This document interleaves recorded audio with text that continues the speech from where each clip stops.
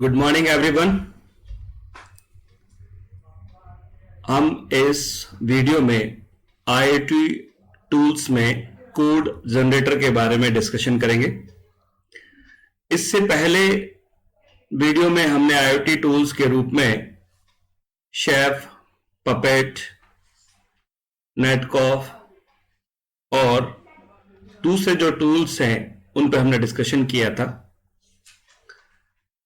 Code generator एक ऐसा tool है जिसके द्वारा हम हार्डवेयर के अंदर अपने रिक्वायर कोडिंग को परफॉर्म करवा सकते हैं, जिससे जो आईओटी डिवाइसेज हैं वो हमें टेक्स्ट मैसेज या दूसरे सेंसर मैसेज से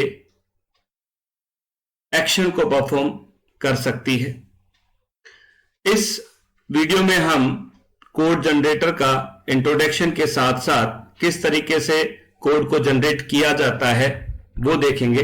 उसके बाद में जो हम टूल लेते हैं इंटरफेस वाले उसको देखेंगे। चलिए, कोड जनरेटर जो है वो एक ऐसी डिवाइस है, या हम यूं कहें कि एक ऐसा टूल है जिसके द्वारा हम फिजिकल डिवाइस में कोडिंग को एम्बेडेड करते हैं। ठीक है, जिससे कोडिंग या जो हमारा कोड है वो इंटरनल और एक्सटर्नल स्टेट आपस में इंटरेक्ट कर पाती है। इससे एक हेटेरोजेनेसी डिवाइसेस बनती है, जिससे नेटवर्क के द्वारा हम ऑब्जेक्ट को इंटरेक्ट करवाते हैं, इंटीग्रेट करते हैं, ताकि जो सेंसर्स हैं वो नेट पर इंटरनेट के थ्रू वर्क करें और अपने एक्शन को परफॉर्म करें। इसके लिए हम model driven code generation framework को हम यूज करते हैं, जिसको हम बोलते हैं CAPS। CAPS एक आर्किटेक्चर है, modelling architecture driven modelling framework provide करवाता है, जिसके थ्रू हम मॉडलिंग लैंग्वेज का यूज कर एक फ्रेमवर्क डिजाइन करते हैं।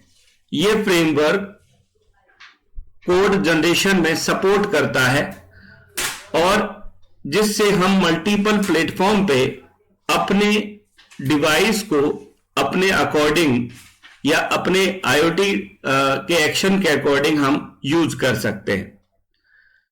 कोड जनरेटर आसानी से कोड को जनरेट करता है और हार्डवेयर के साथ में एम्बेडेड होता है। इसका सबसे अच्छा एग्जांपल हम स्मार्ट डिवाइसेस के रूप में ले सकते हैं, जैसे washing machine. Smart washing machine में जब लॉन्ड्री फिनिश हो जाती है तो वो टेक्स्ट मैसेज या बीप मैसेज के थ्रू इंडिकेट कर देती है। इसी तरीके से एग्रीकल्चर एरिया के अंदर जब हम इरिगेशन करते हैं, सिंचाई करते हैं, अगर हम कैजुअल तरीके से सिंचाई करते हैं तो पानी बहुत वेस्टेज होता है और हमको पता भी नहीं चलता कि कब सिंचाई करनी है कब नहीं करनी। उस कंडीशन के अंदर हम आईओटी कोड जनरेटर का यूज कर सकते हैं। इसके द्वारा हम इरिगेशन में हम ऐसा स्प्रिंकलर सिस्टम बना सकते हैं जिसके थ्रू जैसे ही सॉइल के अंदर वाटर की नीड होगी तो वो एक मैसेज मोबाइल पर प्लेस करेगा और हम मोटर को ऑन कर सकते हैं, और जैसे ही सॉइल के अंदर ह्यूमिडिटी एक फिक्स लेवल पर चली जाएगी तो वो वापस वो मैसेज सेंड करेगा और हम अपने पंप को, वाटर पंप को बंद कर सकते हैं। ये सारी चीजें सारी कोड जनरेशन के कारण होती है। हम इसके लिए एक स्पेसिफिक कोड बना सकते हैं। वैसे तो किसी भी डिवाइस के लिए कोड लिखना एक कॉम्प्लिकेटेड टास्क है, लेकिन कोड जनरेटर एक ऐसा प्लेटफॉर्म प्रोवाइड करवाता है, एक ऐसा जीयूआई विजार्ड प्लेटफॉर्म प्रोवाइड करवाता है जिसके थ्रू हम आसानी से इस चीज को परफॉर्म कर सकते हैं। कोड जनरेशन का बेसिकली टास्क जो है वो ऑथर और प्रोग्रामर कर सकता है। इसके लिए हम डिवाइस, सर्विस और एप्लीकेशन कोड का यूज करते हैं और ये हमको एक विजार्ड प्रोवाइड करवाता है। विजार्ड एक ऐसा जीयूआई प्रोग्रामिंग इंटरफेस है जिसके थ्रू हम केवल ऑप्शंस को सेलेक्ट करते हैं, हमको वहां पर कोडिंग करने की जरूरत नहीं है। वो इनबिल्ट को आपको ऑप्शंस देता है विजार्ड, जिसके थ्रू हम सिंपल वे में अपनी कोडिंग को तैयार कर सकते हैं, प्रोग्रामिंग कर सकते हैं। विजार्ड एक फ्रेंडली इंटरफेस प्रोवाइड करवाता है, जिसको हम यूजर फ्रेंडली इंटरफेस भी कह सकते हैं। यह विजार्ड 4 स्टेप्स में वर्क करता है। पहले आईओटी का लेवल सेलेक्ट करवाता है। इसके अंदर हम आईओटी की चिप लेवल, कौन सी हमने चिप लगा रखी है, कौन सा हमने बोर्ड लगा रखा है, हम उसको सेलेक्ट करते हैं। दूसरे में आईओटी डिवाइस सेलेक्ट करवाता है जिससे उसको कनेक्ट करना है। तीसरे में किस सेंसर के थ्रू हमको कनेक्ट करना है उसको चूज करवाता है। और चौथे में स्टोरेज ऑप्शन को चूज करवा के उसको कॉन्फ़िगर करता है। स्टोरेज ऑप्शन हमारा डेटाबेस है जिसके थ्रू हम इन ऑपरेशन को परफॉर्म करते हैं, हमारा डेटा स्टोर रखते हैं। वो उसको ये सेलेक्ट करवाकर ये कॉन्फ़िगर करता है। स्टोरेज ऑप्शन में हम कोई भी डेटाबेस ले सकते हैं, माइस्क्यूएल, एसक्यूएल सर्वर, ऑरेकल, किसी को भी हम एक्सेस कर सकते हैं। इन 4 स्टेप्स के बाद कोड जनरेटर कोड को जनरेट करता है, जिससे कंट्रोलर और एप्लीकेशन कोड बनता है। ये कंट्रोलर एप्लीकेशन कोड बनने के बाद में कोड जनरेटर एक अपना सेपरेट एक अलग से विजार्ड और स्टार्ट करता है, जिसके थ्रू हम वेब सर्विसेज कोड बनाते हैं। वेब सर्विसेज कोड का मेन रोल नेट पर अपने डिवाइस को कनेक्ट करना है। नेट सर्विसेज कोड बनाने के बाद नेट सर्विसेज कोड एक टेक्स्ट मोड के अंदर बनता है, जिसको हम नेट पे अपलोड करते हैं। सर्विस स्पेसिफिकेशन को हम नेट पे अपलोड कर देते हैं, ये एक टेक्स्ट फाइल के रूप में होता है। इन सब चीजों को हम एक एग्जांपल लेते हैं, जिसके थ्रू आपको विजार्ड इंटरफेस के थ्रू हम आपको डिस्प्ले करते हैं। फर्स्ट हम डिवाइस को सेलेक्ट करते हैं, बोर्ड को सेलेक्ट करते हैं, या हमने रास्पबेरी पाई या एंड्रोइड हम यूज कर सकते हैं। यहां पे हम कंट्रोलर या एप्लीकेशन कोड को यूज करते हैं। ये हमारे 4 स्टेप्स हैं जिसके थ्रू हम वर्क को परफॉर्म कर रहे हैं। ये विजार्ड नेक्स्ट ऑप्शन आपको प्रोवाइड करवाएगा, जिसके थ्रू हम लेवल नेक्स्ट पे जाते हैं। यहां पे हम सेंसर को सिलेक्ट करते हैं। हमारे पास में जो सेंसर्स हैं उसको हम यूज करते हैं स्टेप 2 के अंदर। ये हमारा सेंसर एरिया है।